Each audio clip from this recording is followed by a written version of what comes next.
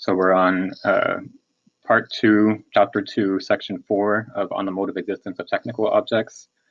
So section 4, the title is Philosophical Thought Must Carry Out the Integration of Technical Reality into Universal Culture by Founding a Technology.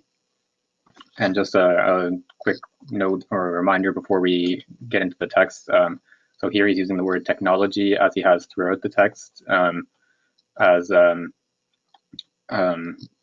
meaning the science or the study of technical reality. So technology is not what is studied, but it's the study itself. And then he uses technics to describe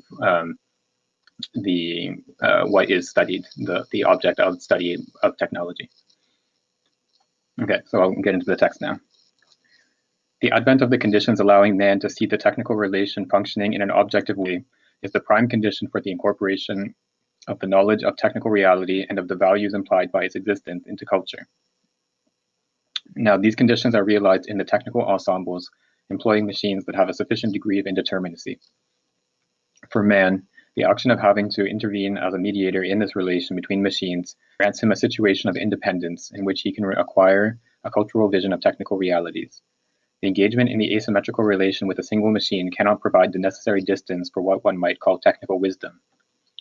Only a situation in which there is a concrete link with machines and responsibility towards them, but which is liberated vis-a-vis each one taken individually, can provide this serenity of having technical awareness. Just as literary culture, in order to constitute itself, needed the wise individuals who had lived and contemplated the interhuman relation with a certain distance that gave them a serenity and depth of judgment, while nevertheless maintaining an intense presence among human beings. Technical culture cannot constitute itself without developing a certain sort of wisdom, which we will call technical wisdom, in men who feel their responsibility toward technical realities, but who remain disengaged from the immediate and exclusive relationship with a particular technical object. It is rather difficult for a worker to know technicity through the aspects and modalities of his daily work on a machine. It is also difficult for a man who is the owner of machines and who considers them productive capital to know their essential technicity. It is the mediator of the relation between machines alone who can discover this particular form of wisdom. Such a function, however, does not yet have a social place. It would be that of the production planning engineer if he wasn't preoccupied by immediate output and governed by a finality external to the operating system, regime, of machines, which is that of productivity. The function whose basic lines we are attempting to draw would be that of a psychologist of machines, or of a sociologist of machines, what we might call a mechanologist.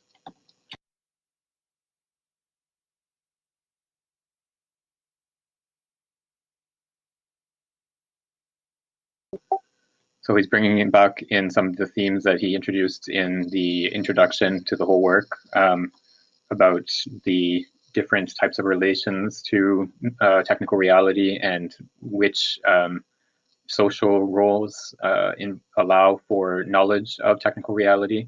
And so he argues that the sort of two most recognized social roles of relation to a machine, which are the worker who operates a machine and then the owner of a machine. Those two roles, neither one provides an opportunity for proper knowledge of the machine. So the worker has this asymmetrical relationship to the machine in the sense that they only view the machine as a sort of black box that has a certain type of functioning that we saw this in the last section last week.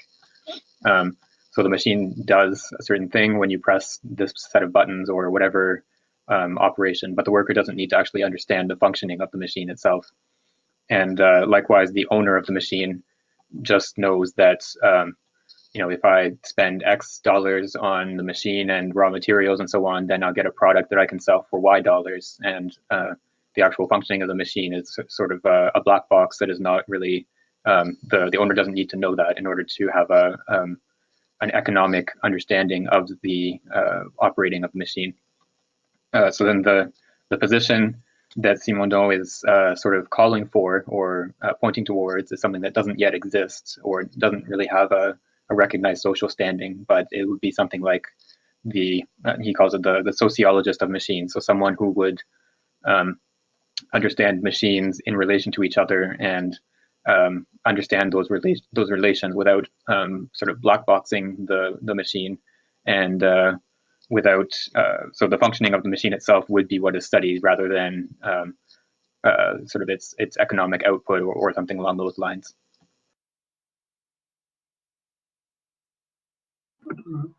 The word wisdom is interesting. When he says, see, technical culture cannot constitute itself without developing a certain sort of wisdom, which we'll call technical wisdom.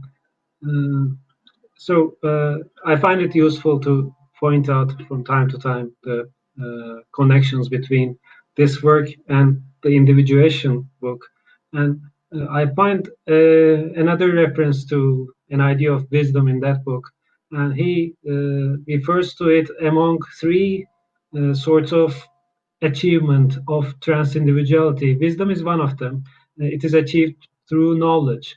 The other two, one of them is heroism, and the other one is holiness.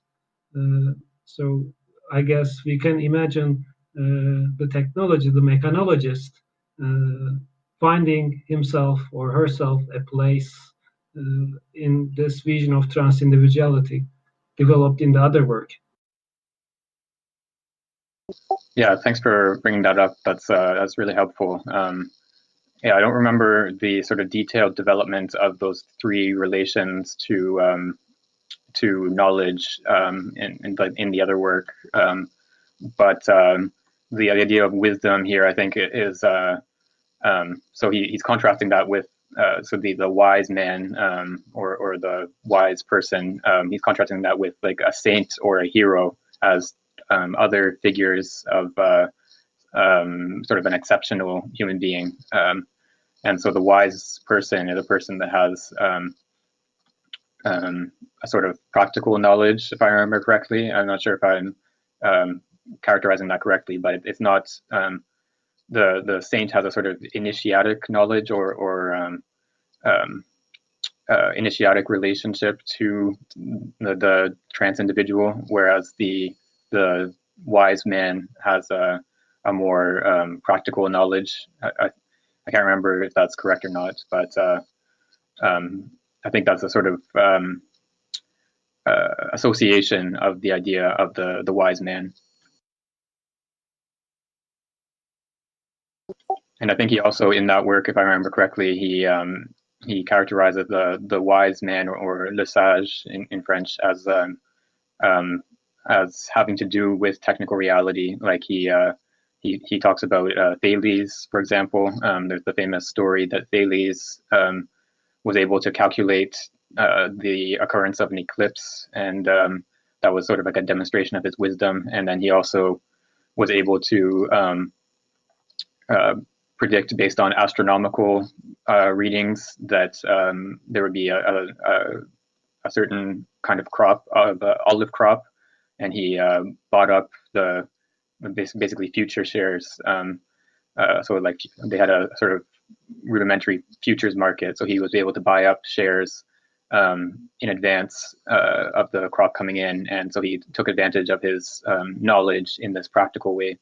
And in a lot of different societies, you have sort of technical knowledge as like a caste or a sort of exclusive form of knowledge that forms an exclusive body or a guild or something like that.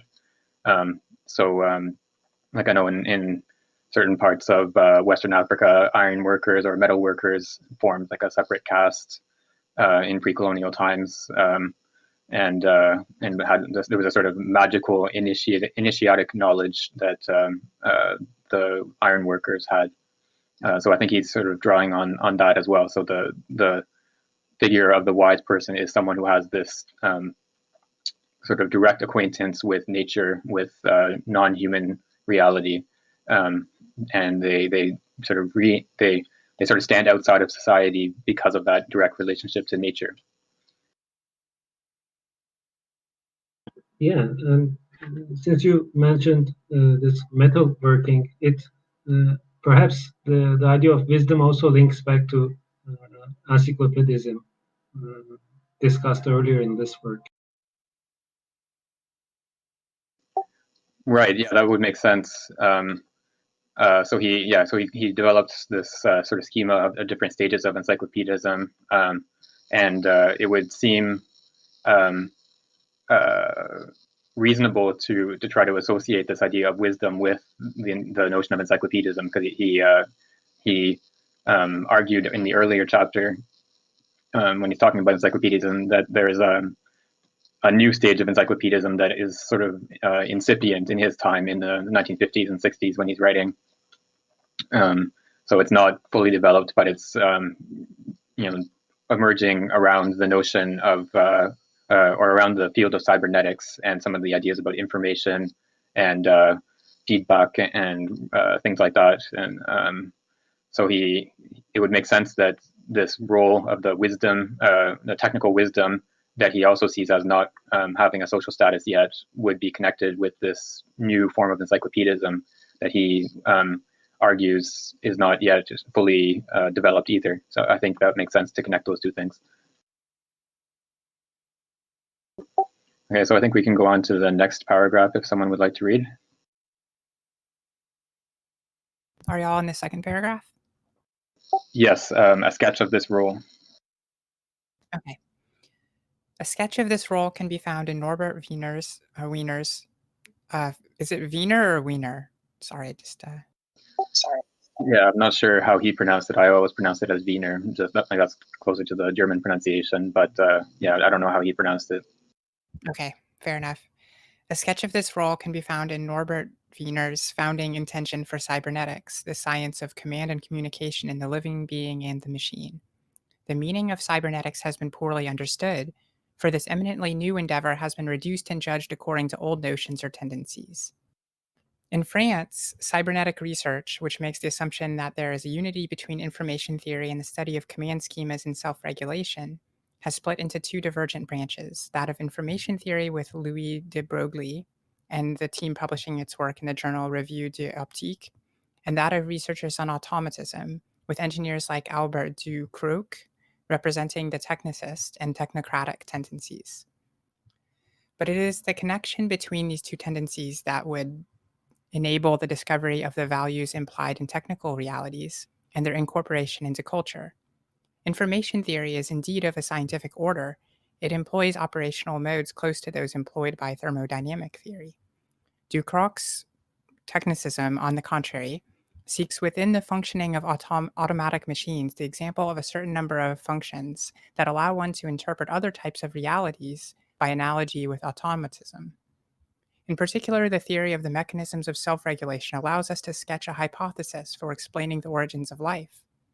Or else it is the principal mental operations, or certain nervous functions that are explained by analogy in this way. Similar analogies, even when they are not arbitrary, in fact merely indicate that there are ways of functioning that are in common to both living things and machines. They leave the problem of the nature itself and of its ways of functioning untouched. This technicism is a phenomenology, rather than a deepening of the search for the nature of the schemas and conditions that govern their implementation. Right, so here he brings in explicitly that idea of cybernetics that we were just discussing. Yeah, I think that confirms what we were saying about the relation of this technical wisdom to the new form of encyclopedism that he had discussed in the previous chapter. It's also worth pointing out here again that he's introducing the term values, which we saw quite a bit last week in the section we read. So he wants to, or he argues that we can only understand technical reality in connection with values, with the creation of values. Invention as a process of creating a new technical reality is also the process of creating a new value, something towards which that technical object functions. And so this is what distinguishes purely technical operation. So like the functioning of a machine, even a machine that has sort of built-in feedback mechanisms and self-regulation, it operates according to the sort of schema of operation, but it doesn't have the capacity to invent new values in the way that a human being does. So that's a distinction that he wants to draw between the living beings and technical objects. It's interesting how he, the last sentence when he refers to phenomenology, because he is notably kind of eschewing the phenomenological approach that he is definitely very aware of, having studied uh, under phenomenologists, etc. So he's aware of this phenomenological approach, but is avoiding it throughout his work for the most part. And it's interesting that here I think there's a kind of explanation of why he is avoiding the phenomenological approach, which I hadn't really seen explicitly so far. Right. It's interesting. It'd be interesting to study in more detail the relationship of his work to phenomenology and merleau-ponty in particular. But I think when he's using the term phenomenology here, I think he's using it in the sense that it's used in physics. So in a sense of just a study of appearances, I guess you could say. So rather than so, like for example, mechanics that just studies the laws of motion of objects, as opposed to dynamics, which would give an account of the forces underlying those laws of motion. So phenomenology meaning just a sort of providing a law that summarizes the motion of objects. So like celestial mechanics, for example, in the sort of I guess pre-Newtonian era, you could create laws for the motion of stars without having any sort of understanding or attempt to understand the forces that are behind those motions. So I think that's the type of study that he's pointing to with the term phenomenology. So he's arguing that this technicism, as he characterizes it, that looks at theories of self-regulation of machines, it only sort of gives schemas of functioning of the sort of appearances of these technical objects, but without giving a real understanding of the underlying forces or principles that govern how they come into being and how they're implemented and so on.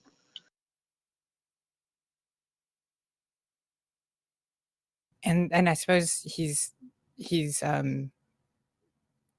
impugning Ducrot. I'm not sure if that's how you pronounce that, but it's probably about right? Ducrot. He's impugning him on the basis of the kind of functional way that he explains these things, and he's reducing that to the kind of phenomenology, the sort of that there are these things there, and then they must be in this function. We see them, and they must function this way. Like the stars are out there, and they have these types of functions that are what does he call it? I guess he calls it interpretive. That allow one to interpret other types of realities by analogy. So it's just kind of an analogical function, I guess, which he relates to phenomenology. And I think that in physics and in other sciences, phenomenology is still used as a technical term for what you're indicating, actually. Yeah. Again, I'm not sort of an expert on physics or anything by any stretch, but my understanding is that, that the phenomenology is used in that sense of giving an account of the appearances without having without making any claims about underlying reality that governs those appearances. And so that's what he's comparing this cybernetics in this technicist mode, where you just take the appearance of self-regulation in a machine and you make an analogy to living beings, or you relate living beings to that self-regulating automatism, but without having any, I guess, more fundamental mechanism or governing principle that explains how living beings come to be in the first place. And I suppose there's going to be unity of these two divergent systems, right? Because this is what's necessary according to Simondon for the process of I don't know what it's necessary for, but just for getting things correct, I guess, about technology. It's necessary to put both of these perspectives together as like two sides. Yeah, that's a sort of recurring pattern of argument in his work, I think, is that he shows that two different schools of thought or two different approaches to a subject matter have sort of a complementary understanding of it. They each grasp one aspect of it, but not the whole. And then he wants to provide sort of the median point out of which those two aspects can be developed. So it's not quite the same thing as like a compromise between the two or something along those lines, but it's the pre-individual point that is individuated into those two separate approaches or two different ways of understanding the subject matter. Okay, would someone like to read the next paragraph, beginning, "It is of course possible"? Okay, well, if there's no volunteers, I can read it. It's a long one, so I don't blame you for hesitating. Okay.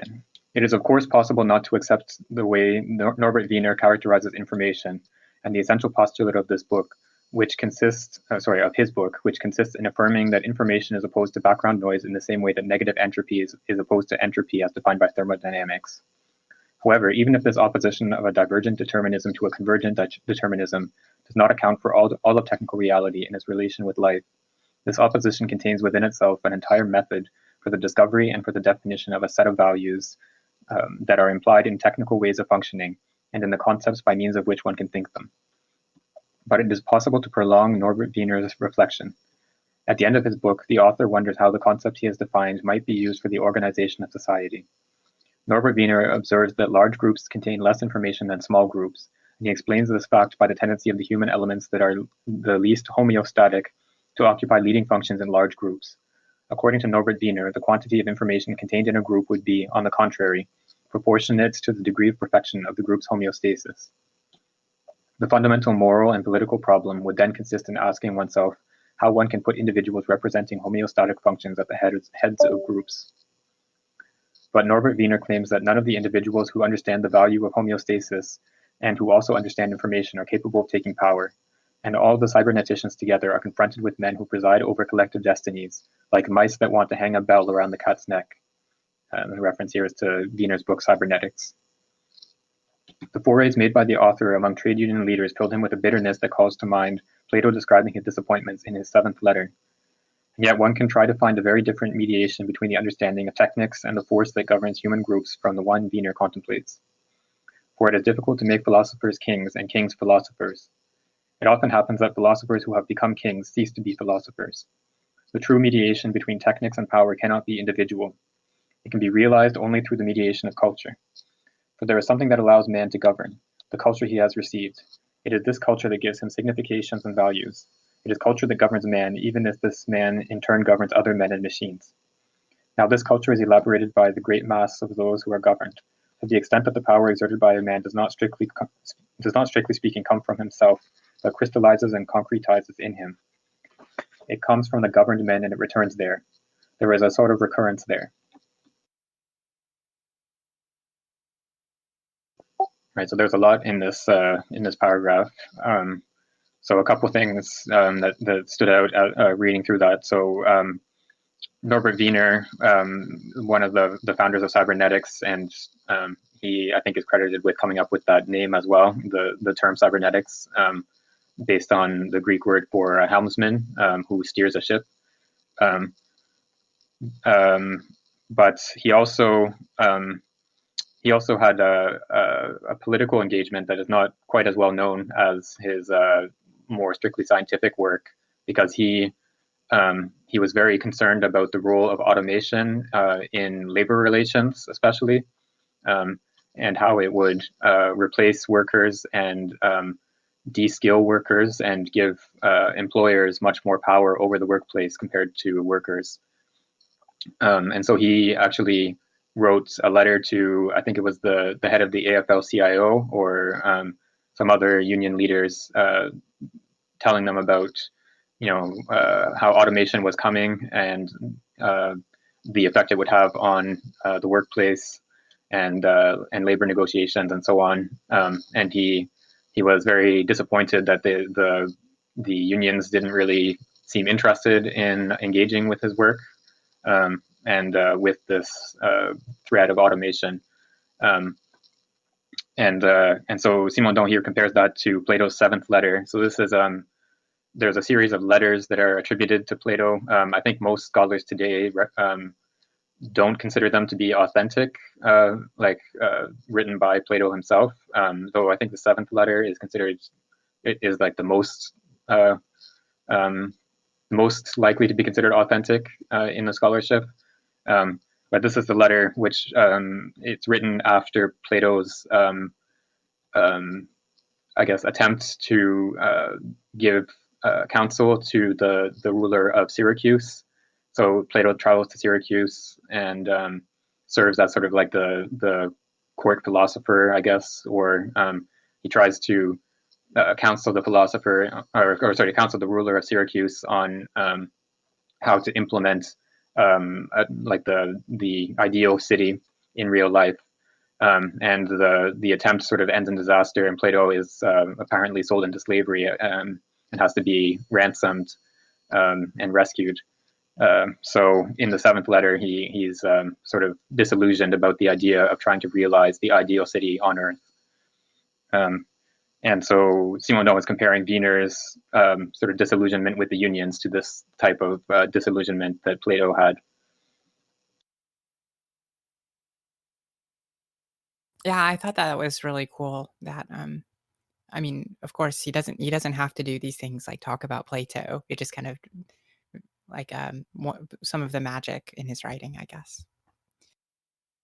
The one thing I thought was really interesting in this paragraph was that the same way that human life was in a governance relation to technical objects, it seems like there's a governance relation of culture to the human lives as well, such that I think, I mean, it seemed like a fairly strong account of like a cultural realism. You know, that culture is an active force that causes. I guess, is it a causal factor? I'm not sure if that's how strong the claim he's making is, but it seems like formally, at least, the cultures are what is in a governance operation over a governance relation rather over humans and their operations of technology. Yeah, I think cultural realism is a good term for what he's describing here, because he says the true mediation between technics and power cannot be individual. It can be realized only through the mediation of culture. So here he's I guess suggesting that even in the cases that Wiener is talking about, where, for example, in the workplace, how the introduction of automation gives the employer more power over the workers, even in this circumstance, it's not just the technical reality itself that allows for that power. It's the technical reality mediated through a culture in which, for example, certain people own machines and certain other people have to work on those machines.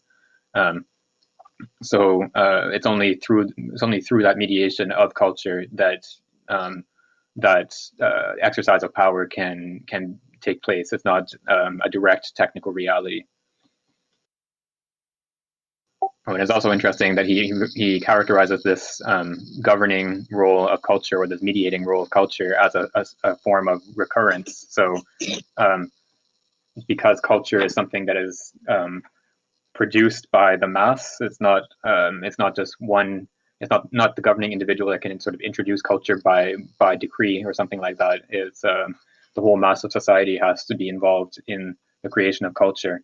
And that means that even the individual who governs or who has power over other individuals, they are themselves, in return, governed by the culture produced by the mass that they govern. So that's an interesting characterization of this recurrence relation that he's, I guess, borrowing from cybernetics and applying to the human realm. Yeah, no, I didn't really pick up on that when I read that. That's really interesting. And we can also point to he gives his favorite image of the crystallization again right at the bottom of 161. He's comparing the role of the individual who has the power over others or who governs others to the crystal in a supersaturated solution. So the power that the person exercises is crystallized in that person, but it's not that person themselves who it sort of produces the power or is the source of the power. Yeah, no, that's interesting. I suppose that this type of power he's talking about is a kind of authoritative power rather than a kind of technical power, right? Or is it kind of supposed to be a univocal power, or just power? Yeah, it sounds like he's referring to power in a sort of authoritative sense. So it's the power to exercise control over others or to govern other people's behavior. So I think like the manager of a factory or something like that is the idea that is sort of what he has in mind when he's talking about exercising power over others. Somehow I can only feel comfortable reading this paragraph when I remind myself that when we use the word authority, we don't mean authority in the usual sense, and when we use the word culture, we might not be using the word culture in the usual sense as a basis of exclusion, right? Can you expand a little bit on what that usual sense is that he's not using? To start with authority, I think this passage is about culture, a relation to technical schemas giving one a certain authority. That is pretty much political. But it's not simply that, I guess. I think what he has his sights on is more properly creativity of a sort, a certain dynamism. And similarly for culture, for instance, when I hear the word culture in some sort of critical theory context, it's often, either you hear it in the context of a difference between nature and culture, or it is a certain distinction in the sense, for instance, a sociologist like Bourdieu gives it. There are certain attainments a certain class of people have, on the basis of which they can rule other people. This, the Marxist inspiration behind a certain idea of culture. I see a certain repurposing here, a deliberate repurposing of the words like authority and culture. Yeah, that's I think helpful to clarify his use of the terms there. I think in general he uses the term culture throughout this book. He uses it. I think you're right in deliberately trying to take it from the realm of sort of literary culture or artistic culture or cultivation, which in French is often you often use the word culture to mean what we would say as cultivation in English, or the state of being cultivated. So I think he's sort of taking it from that realm and applying it to the technical reality because he wants to, or he wants us to recognize technical reality as a realm in which one can be cultured or uncultured in the same way as in the literary or artistic realm. So yeah, he's, I think, deliberately drawing on that word for that reason.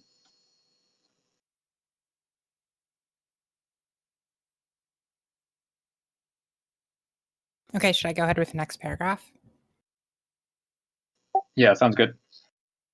In a time when the development of technics was poor, the elaboration of culture by governed men was enough for the government to think the problems of the group as a whole. Because it went from human group to human group via the government, the recurrence of causality and information was complete and accomplished. But this is no longer true. The basis of culture is still exclusively human. It is elaborated by the group of men. However, having gone through government, it returns and applies itself to the human group on the one hand and to machines on the other. Machines are ruled by a culture that has not been elaborated according to them, and from which they are absent. This culture is inadequate for them and does not represent them. If the totality of reality escapes the man who governs, then this is because the basis of this reality is still exclusively human. It is culture that is regulative and in which the circular link of causality between governing and governed consists. Its starting point and its fulfillment are the governed. The lack of social homeostasis comes from the fact that there is an aspect of governed reality that is not represented in this regulating relation that is culture. Yeah, just a slight translation note here.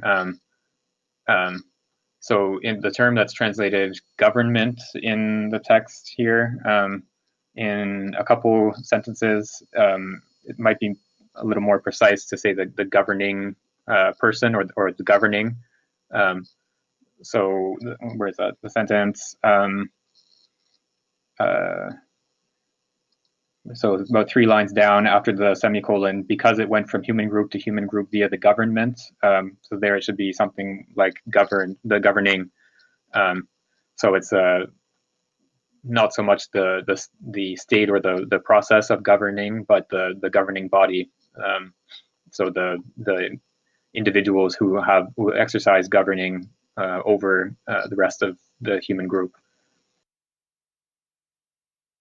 Yeah, I found it very helpful as well to think of the function of well, to think of government as this relational claim rather than a claim about like a certain particular government or something like that.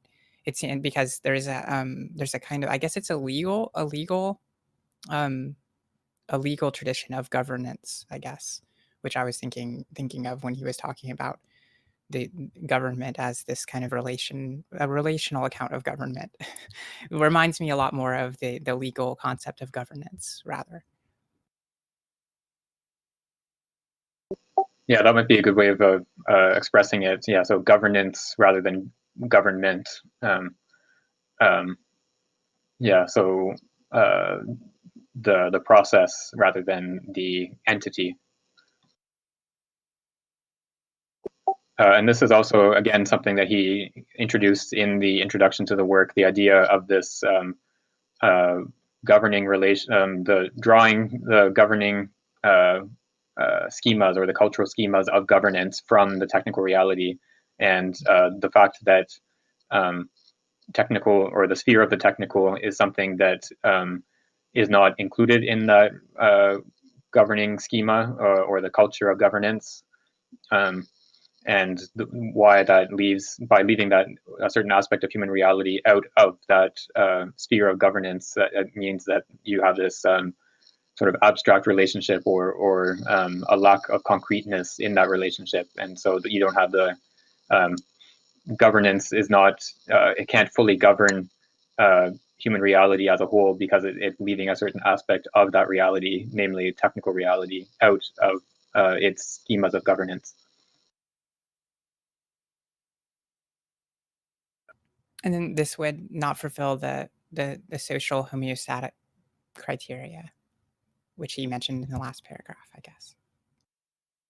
Right. Yeah, we didn't really elaborate on that point about homeostasis, and that's something that I'm a little bit, I'd say, wary of, or not quite convinced that homeostasis is the right term to use, because homeostasis implies a certain stability, I guess, of so like a homeostatic. I mean, the sort of classic example of a homeostatic device is the thermostat that if you set it to a certain temperature, say 22 degrees Celsius or whatever it is, and then it detects the temperature that's below that that temperature that you've set it to, then it turns on the heater, which then raises the temperature back to the temperature that you've set it to, and then it shuts off. So it's the homeostatic mechanism would tend to sort of preserve culture or society at a certain state. It would it has a sort of conservative function, and I wonder if that really is adequate to express the sort of governance of a social group, which seems to be much more I guess, dynamic. It's something that evolves over time as that group encounters different problems and obstacles, and dealings with other groups and natural realities and so on, which I think is hard to sort of bring into the frame of a homeostatic mechanism or homeostatic functioning.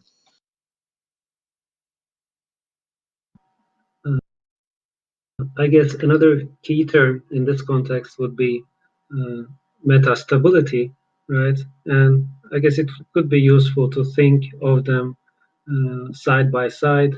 Homeostasis is this secure, safe harbor from which one departs to undertake innovations, make discoveries through metastability. This relationship prone to disequilibriums. Homeostasis is equilibrium, I guess. A little like the relationship between deterritorialization and territoriality in Deleuze and Guattari, I'm thinking, but it's just tangential. Yeah, that's an interesting suggestion. I think that would sort of fit with some of his other ideas. So characterizing metastability or characterizing social reality as metastable would that would be an aspect that has a certain stability in a sense that could be explained through these homeostatic functionings. And then at the same time, it's something that contains potentials for further development or invention and transformation through time. So that makes sense, I think. Yeah, I was searching through the text for his mentioning of metastability, and I still don't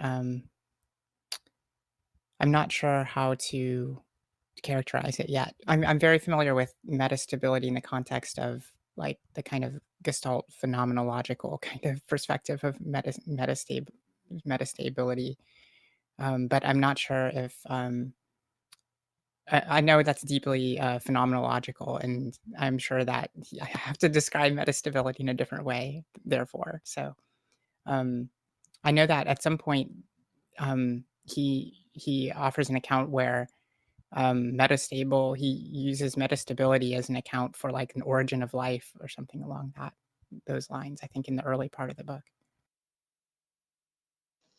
Yeah, it's not he doesn't develop it very much in this book, or not as much as in the individuation book, where it's one of his key concepts to understand the relationship between form and information.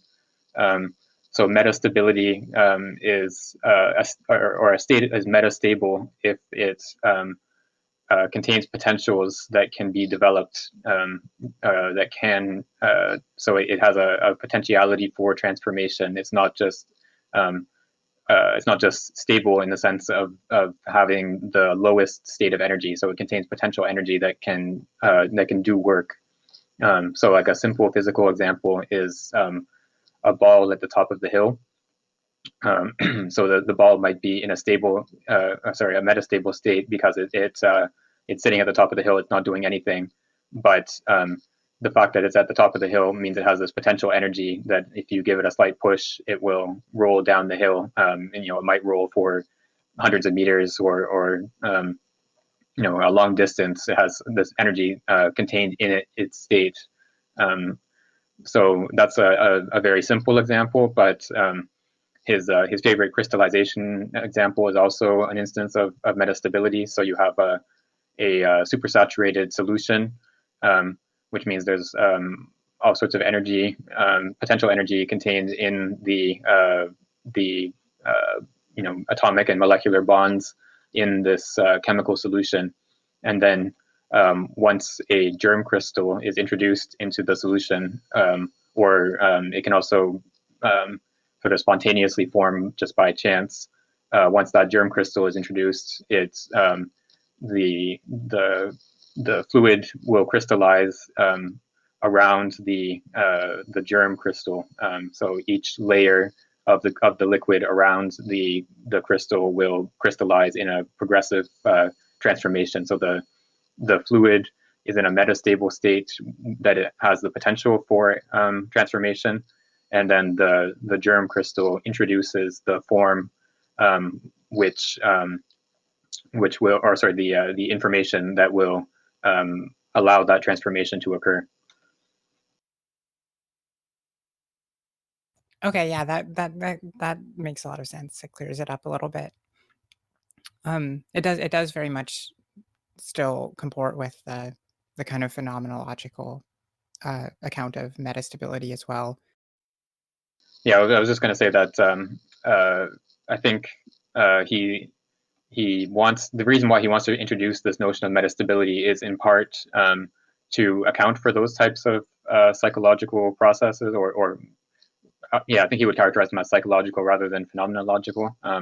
But yeah, so the operation of the Gestalt, as like the good form, or the form towards which perceptions are drawn, he compares this to the operation of the crystal that introduces the form to the supersaturated solution. So yeah, so it's a similar type of idea, but I think he wants to, I guess, give the foundation to this idea from in the physical reality of energy and energy states. So he's sort of taking that as the foundation and then applying it to the field of psychological phenomena like Gestalt perception. And I guess the corresponding general factor between both of these types of claims would be the stability that would be relevant for the kind of homeostasis that he's talking about in this paragraph, to kind of bring it back to the local conditions of where we're reading in the text right now.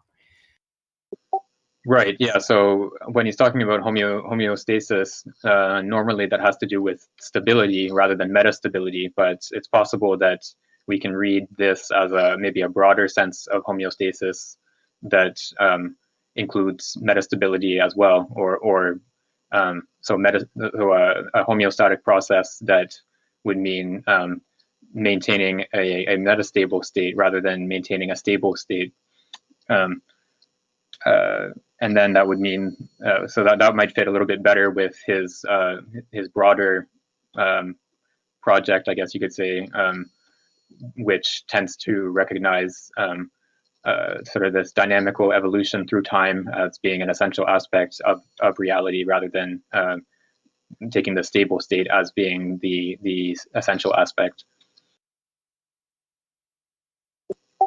Yeah, so with that said, I think we can go on to the next. So there's 2 paragraphs left in the section. So it looks like they're joined together, though. So I think I'll read both of them, unless, yeah, well, I'll start with the first one and we'll see where we get to. Therefore, the task of the technologist is to be the representative of the technical beings whereby culture is elaborated.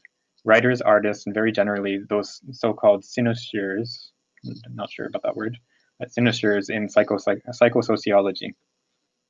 This is not about mechanizing society through the integration of an adequate representation of technical realities to culture. There is no reason to consider society as an unconditional domain of homeostasis.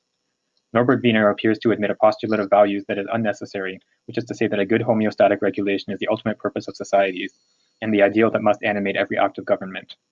In fact, just as the living, le vivant, is grounded in homeostasis so as to develop itself and to continue its coming into being, rather than remaining perpetually in the same state, so too in the act of government there is a force of absolute advent, which is based on homeostases, but which surpasses them and makes use of them. The integration of a representation of technical realities into culture, through an elevation and enlargement of the technical domain, must put the problems of finality in their place as technical problems, which are wrongly considered ethical and sometimes religious problems. The incompleteness of techniques sacralizes the problem of finality and enslaves men with respect to ends that he represents to himself as absolutes. Yeah, actually, let's stop here because this sort of confirms what we were talking about with the metastability and stability. So what he had described in the last paragraph about homeostasis is he's attributing that conception to Wiener, and he's not sort of arguing for it himself, which was not entirely clear, I think, in that last paragraph. But he wants to relativize that in this next paragraph here. So the homeostasis as homeostatic regulation as a sort of basis for the living, but not exhaustive of the living reality. And in the same way, culture would have this sort of basis in homeostatic regulation, but would not be exhausted by homeostases. He raises the problem of finality, and I think this shows that for him, the question of finality and homeostasis are related. Yeah, I think homeostasis would have to generally be in relation to some sort of ends, like the thermostat example. You have the end state of a certain temperature, which the homeostatic mechanism is regulating the whole system to achieve that end state. So I think homeostasis and ends are sort of coordinate concepts that accompany each other. But then he's also talking about society as a whole being directed towards certain ends, and he thinks, as far as I understand, that he's presenting this as a problem. So an enslavement even is a pretty strong term. So so because technics is incomplete in this sense, that it enslaves men by setting these ends for society, that homeostatic mechanism would sort of keep society directed towards a fixed set of ends rather than allowing for sort of open transformation and development of society. Yeah, I have been looking at a passage that says pretty much the same thing from earlier in the book. I think it's page 119, and this is also about finality and cybernetics relation to finality. He says, man overcomes enslavement by consciously organizing finality, just as he dominated the unfortunate necessity of work during the 18th century by rationalizing it, so as to render work efficient rather than suffering through it in resignation. So I guess this is, again, the encyclopedism chapter or section. Yeah, thanks for finding that reference. That helps to clarify this. Yeah, so it's the idea that the ends are not fixed in advance. So human beings or society collectively can set its own ends, and they aren't sort of predetermined.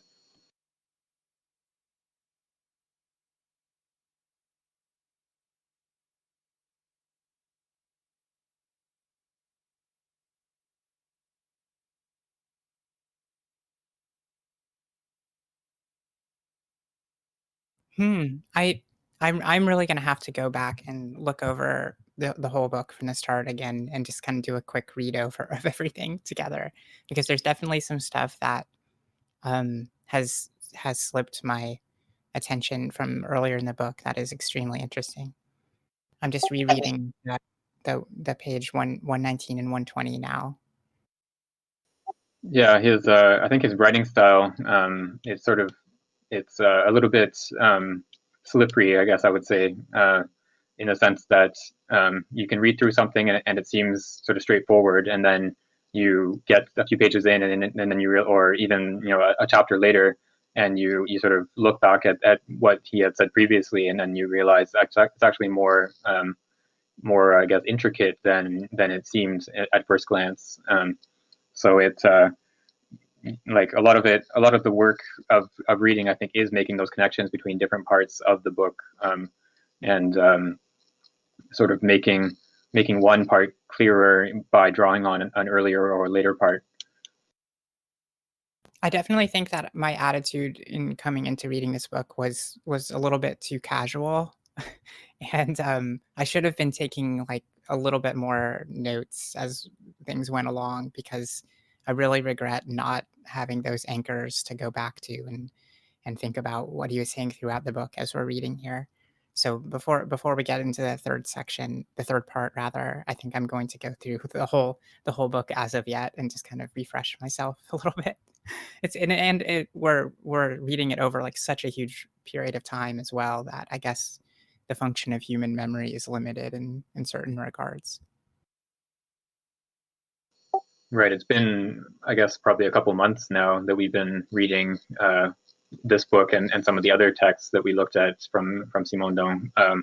So yeah, of course, it's just natural that you forget certain elements. But I think, like most sort of classic books, I would count this book as a sort of minor classic. Um, I think it repays rereading or going through it multiple times, because you pick up on elements that you didn't notice the first time through, or there's something that you find in part one of the book that makes more sense after having read part three, for example, or something along those lines. So you are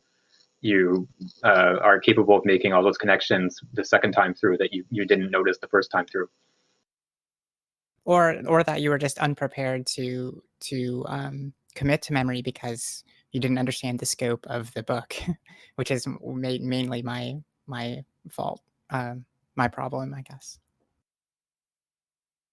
I was thinking it was going to be a lot less in depth, but I mean, I was like, oh, I got this. Everything this will just be some technology stuff. It'll be fairly easy to understand, you know.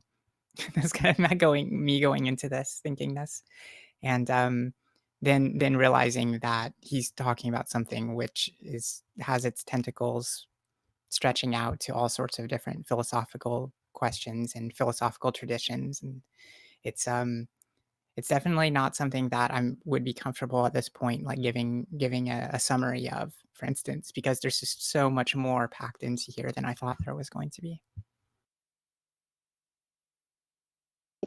Right. Yeah, that makes sense. It's a little bit it sort of sneaks up on you. I would say it seems straightforward to start with, and then as you get along into it, you see sort of the density of concepts that he introduces, and the whole sort of network of all these concepts that fit together, and you have to grasp the whole network in order to be able to explain any one concept, which requires so you have to sort of know the whole before you know any part, but you can't know the parts, or sorry, you can't know the whole without knowing the parts. So you have to sort of go back and forth between the whole book and individual parts.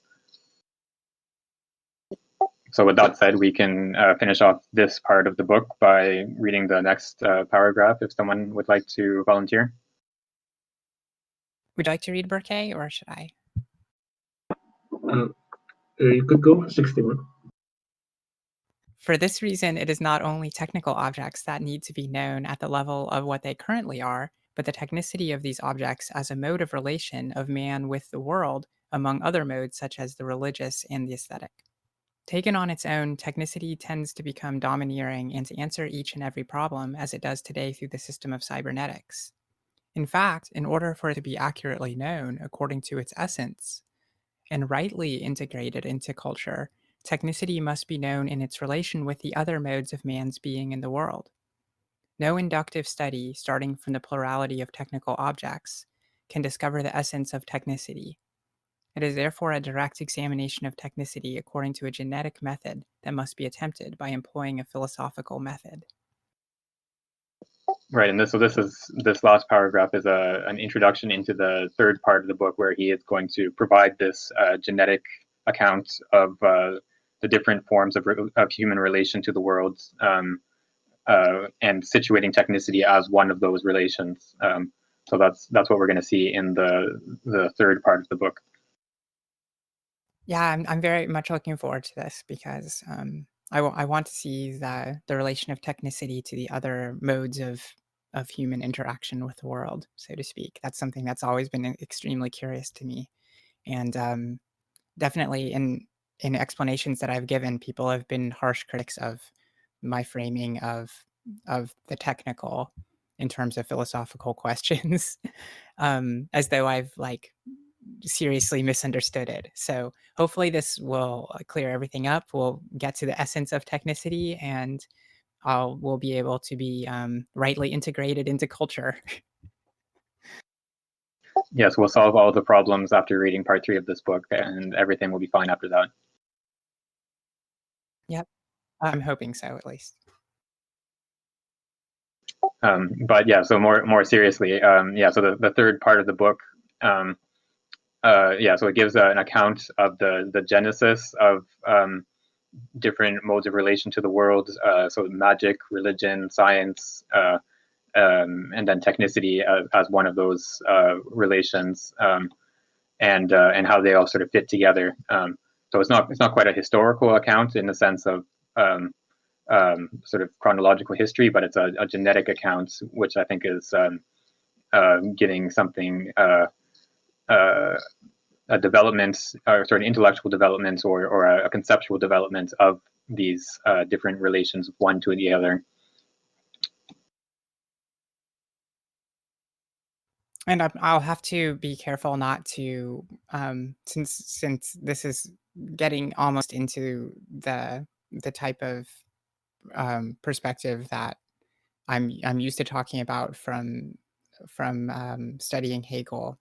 I'll try not to involve too much of my presuppositions about essence that I've derived from those readings and apply them in a kind of incoherent way to this text.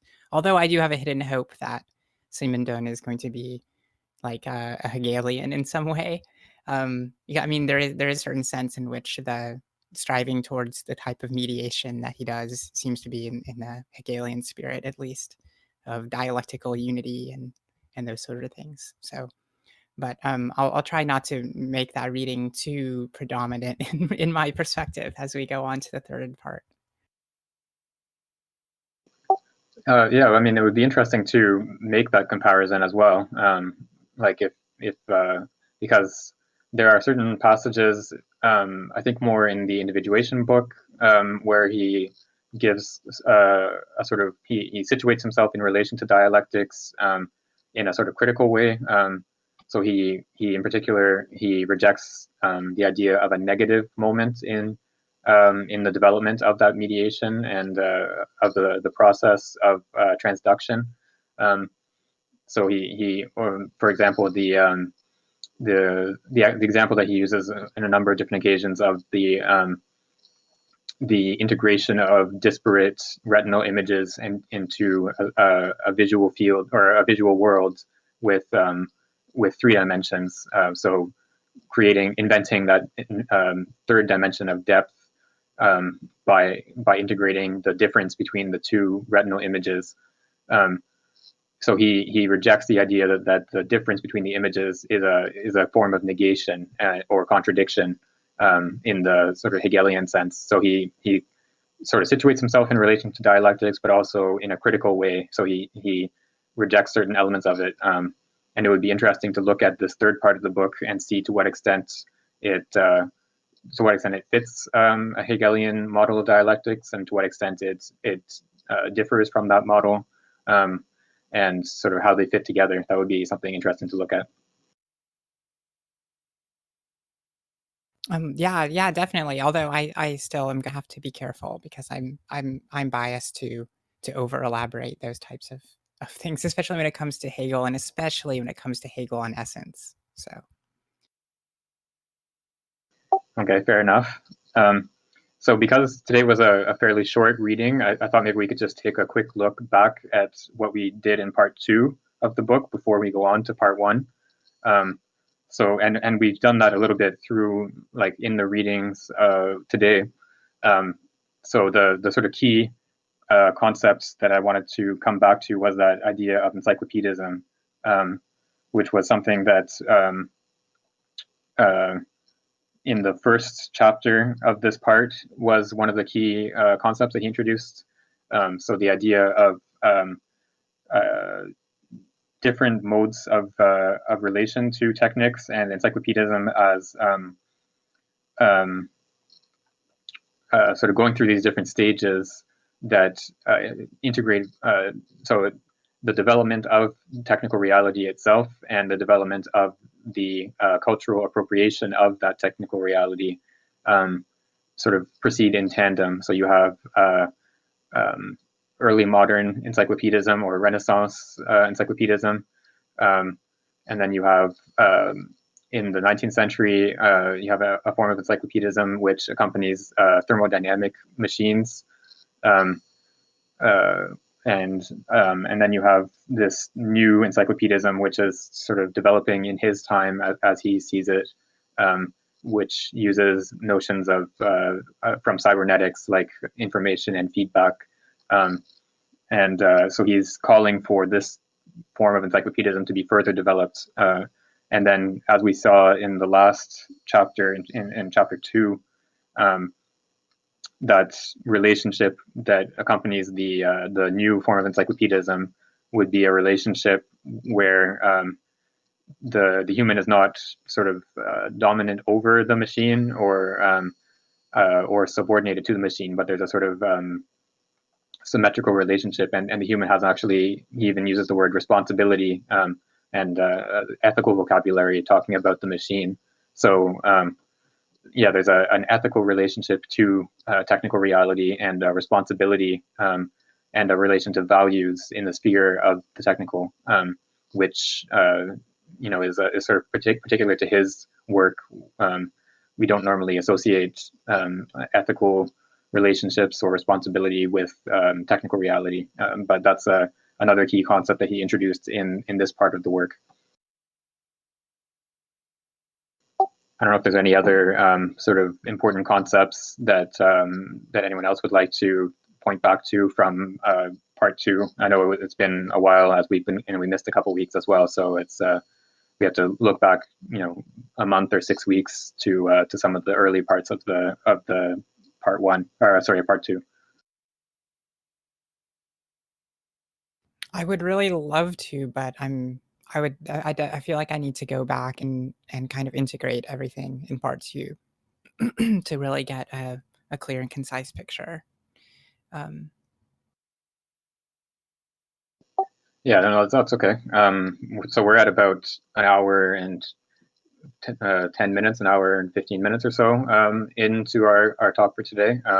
So I think we can probably end here, have a shorter session today, since we have a little bit fewer people than usual. And we had a short reading for today, and then we can start part 3 next time. Yeah, hopefully Lion will come and tell us the real deal on Simondon. Yeah, that would be great. Someone who's been working on Simondon for their thesis, apparently. So great to have more input from them next time if they are willing and able. All right, so thank you everyone, and thank you again to 61 for editing and posting the recordings, which we can all find on YouTube. So I'm just going to end the recording, and I'll see you next week. Thank you both. Thanks, everyone. See you next week.